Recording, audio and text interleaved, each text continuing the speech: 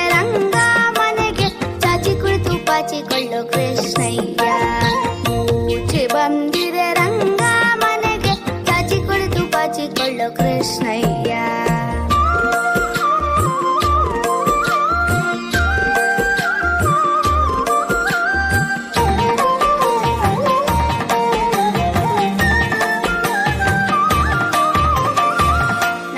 ಮುಖದ ಪೂಚಿಯೊಂದು ಗೋಕುಲಕ್ಕೆ ಓಡಿ ಬಂದು, ನಾಲ್ಕು ಮುಖದ ಪೂಚಿಯೊಂದು ಗೋಕುಲಕ್ಕೆ ಓಡಿ ಬಂದು, ಲೋಕರನ್ನು ಎಳೆದುಕೊಂಡು ಕಾಗು ಮಾಡಿ ಒಯ್ಯುವುದಕ್ಕೆ, ಲೋಕರನ್ನು ಎಳೆದುಕೊಂಡು ಕಾಗು ಮಾಡಿ ಒಯ್ಯುವುದಕ್ಕೆ.